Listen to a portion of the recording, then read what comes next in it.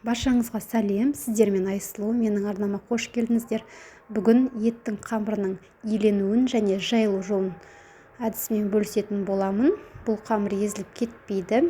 Міндетті түрде видеоны соңына дейін көріп шығыңыздар.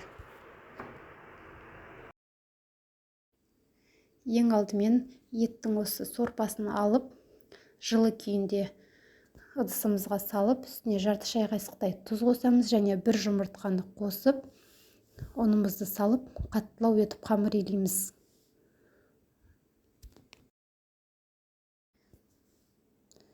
Қамырымыздың иін жақсылап қандырамыз, сол кезде қамырымыз жақсы жайылатын болады.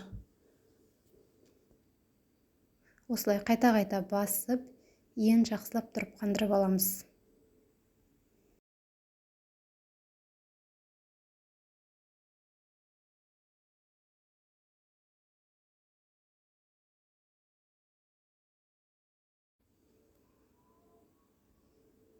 Жақсылап иленгеннен кейін қамырымызды салафанға салып жарты сағатқа қалдырамыз. Жарты сағаттың ішінде 2-3 рет тағы да басамыз, иі жақсы қану үшін. Содан кейін ғана барып қамырымызды жаюға кірісеміз. Жарты сағат өткеннен кейін қамырымызды осылай жайып, бірінші қолмен басып шығамыз, кішкене үлкейтіп аламыз. Содан кейін оқтаудың көмегімен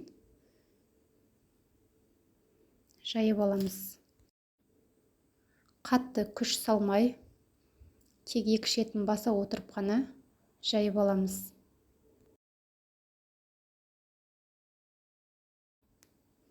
Шет-шетін осылай айналдыра отырып жаямыз. Бір шетінен екінші шетіне оңнан солға қарай айналдыра отырып қамырымызды жайып шығамыз. Қатты салмақ салмай, тек өзінің жайылып жатқан несімен басып отырып қана жаямыз. Сол кезде қамырымыз жақсы жайылады. Және де иі жақсы қанған қамыр, иленген қамыр жақсы жайылады.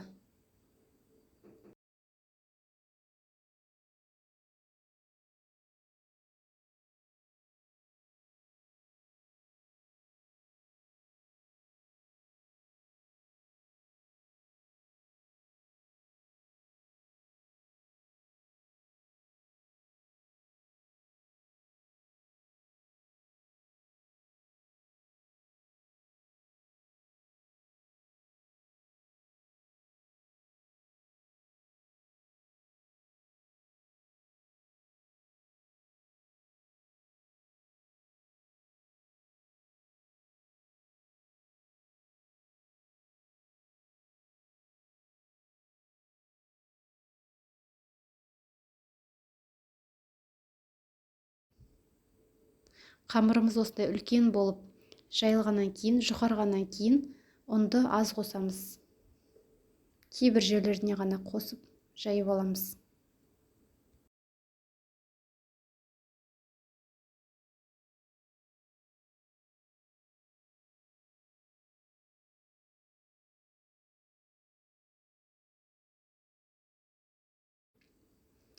Міне қамырымыз осындай болып жайылды, жұп-жұқа, езіліп те кеткен жоқ, өте дәмді болып шығады. Міндетті түрде жасап көріңіздер, ас болсын.